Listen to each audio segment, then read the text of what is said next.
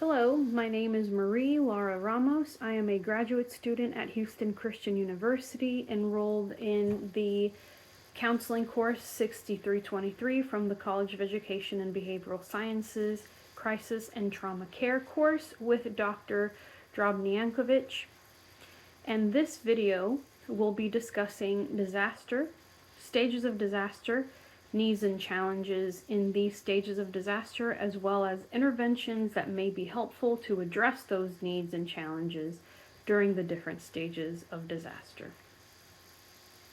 So these topics will be discussed using knowledge and information gained from the learning resource videos in this crisis response and trauma care course. So let's begin with disaster. What is disaster? Disaster refers to collective trauma experienced by a large group of people. Disaster involves the loss of lives, property, and displacement of people, and requires large-scale interventions by several organizations and even assistance from government sectors. So what is collective trauma? Collective trauma occurs when there is a blow to the basic tissues of social life that damages the bonds attaching people together and impairs the prevailing sense of community. Examples of some recent disasters with collective trauma include Hurricane Katrina in New Orleans in 2005, Hurricane Harvey in Houston in 2017, and most recently, the COVID-19 worldwide pandemic in the years 2019, 2020, and thereafter. Disasters are experienced in stages, and there are different stages of disaster. So what are these stages? The first is the pre-disaster stage, where people are preparing for disaster. This rolls around in Houston every year with the hurricane season. You'll see hurricane preparedness guides, you'll see advertising for generators, people stockpiling toilet paper, and all these different things in preparation for disaster. Next is the disaster stage, where the disaster itself takes place. That can be the hurricane actually hitting, people bunkering down in their homes, or during COVID, it was whenever we were quarantined and only essential workers were going out. This is followed by the heroic phase, where help arrives to help those affected by the disaster. In terms of hurricanes, this can mean Red Cross, FEMA, people arriving helping with basic needs, funding, and just different rescues and resources being provided. The honeymoon phase is when all these resources, all kinds of help is available. People affected by the disaster are starting to feel that things are going to be okay. Survivors affected by the disaster are hopeful, and teams and communities are working together. This is followed by the disillusionment phase, where the true impact of what has happened hits the community. The harsh reality set in.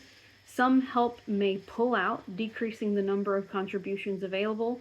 Media attention is waned, giving goes elsewhere because there is another disaster to attend to, and resources slowly start to taper off. This is followed by the reconstruction phase, where survivors and the affected community begin to start a new normal. They realize things may never be the same. The community dusts themselves off and rebuilds. So this phase is where we may witness school systems being redone, mental health systems being redone. So these are the stages, and next we're going to discuss different needs and challenges in these phases, as well as interventions that may be helpful in these different stages.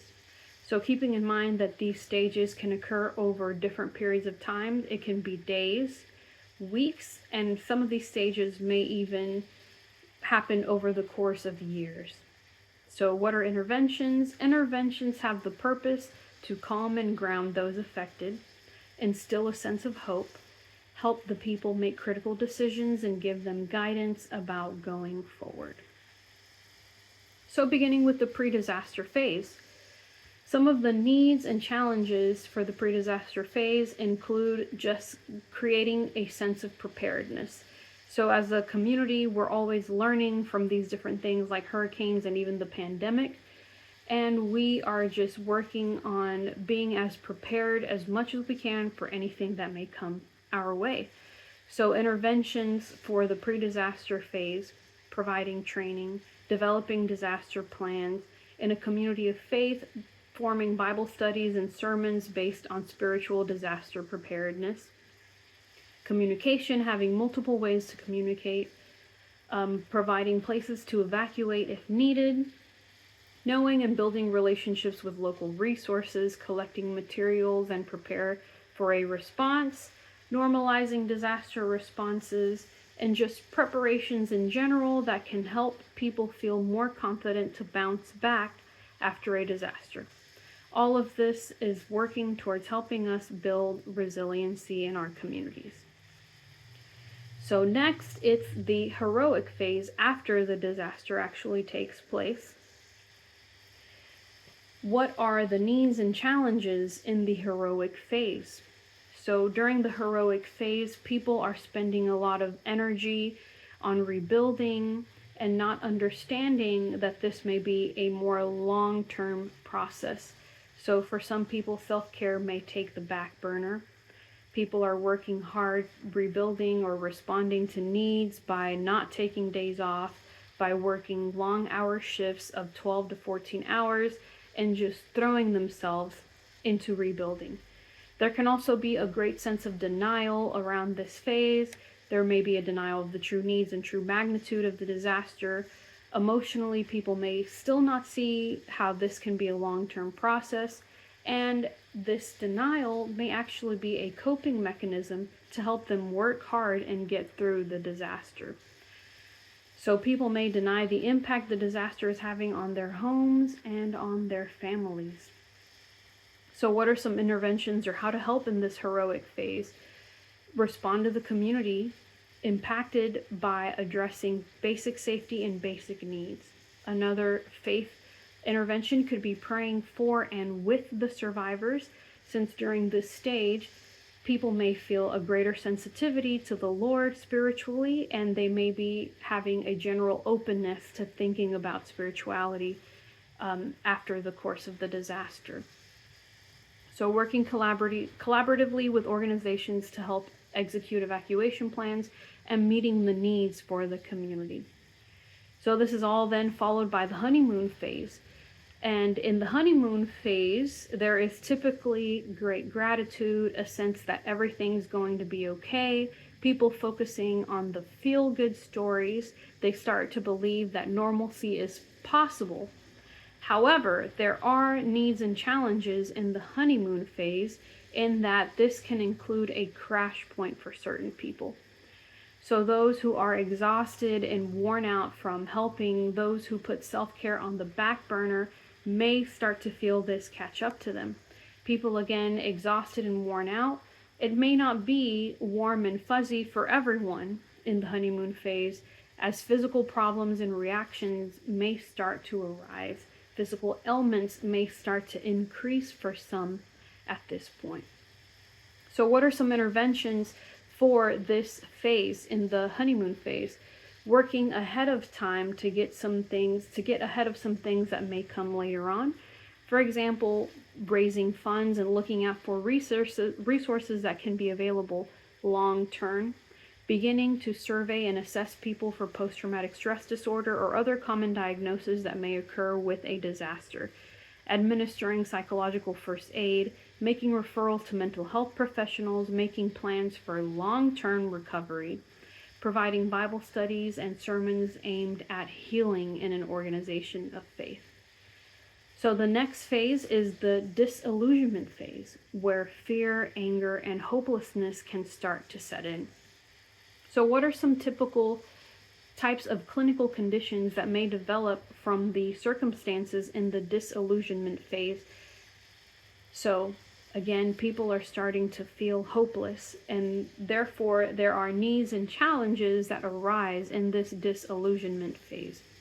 People may feel fearful about their financial future. They may start to feel abandoned because outside help is shrinking in their community. They may feel helpless because of this, angry. They may have a sense of futility. And some of the clinical conditions that may be seen are early signs of post-traumatic stress disorder, early signs of anxiety, early signs of depression, co-occurring conditions such as trauma, with addictions, domestic violence, all of this as a result of families coping through this disaster in the only way they knew how, even if that coping was done in a self-destructive way. So we see fatigue in survivors and the work teams, and even an increase in suicide attempts.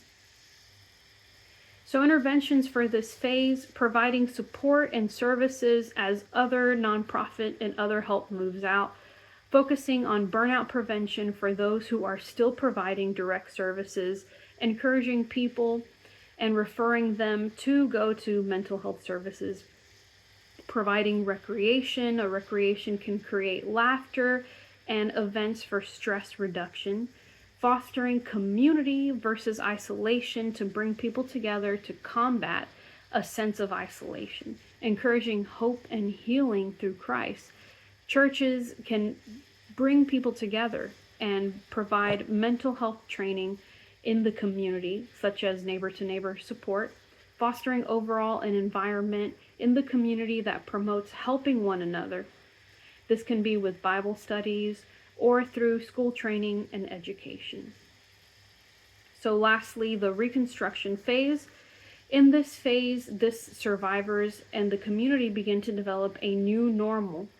We can see post-traumatic growth in this phase, yet there can still be challenges and needs in this phase, and that includes addressing an increasing need for mental health services due to those maladaptive coping skills such as the drinking and gambling or relationship struggles that we saw during and after the disaster.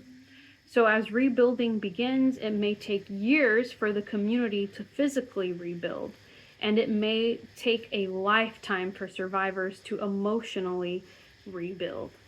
So some of the treatment and interventions during this reconstruction phase include interventions and treatment for addictions co-occurring with trauma,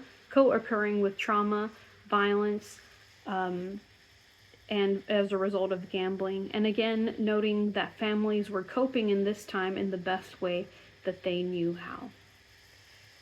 So, interventions. Celebrating growth due to positive changes. Using learned knowledge to help other communities and churches when disaster strikes. And after helping people with meeting their basic needs, this is a good time where people are open to spirituality and hearing the gospel, where churches can actually serve. As other organizations pull out, a church can step up to help salvation, to help meet and provide and respond during this time. There is ample research that indicates that religion and faith play a role in coping with traumatic stress and crises. People with a spiritual sense of being can use their faith to cope with stressors of all kinds. For example, financial stress, situational stress, loss, grief, natural and man-made disasters. Faith or religious beliefs are used in several ways: to appraise disaster, to build resilience, to calm feelings of anxiety, to adjust to a new situation, to grow spiritually and psychologically. So those are the stages of disaster. More on disaster, some of the needs, challenges, interventions, and all references used in this video were included from the Houston Christian University online course development for Counseling 6323. Including an overview of crisis counseling, trauma care, and disaster mental health counseling by Dr. Nicolene Jobert, disaster mental health counseling by Dr. Nicolene Jobert, stages of disaster with Michelle Louviere, clinical director of Celebration Hope Center, and Jennifer Sisney, team coordinator of the AACC National Crisis Response Team, as well as needs and challenges of disaster with Michelle Louviere, director of the Celebration Hope Center, and Jennifer Sisney, team coordinator at AACC National Crisis Response Team. Thank you for your time.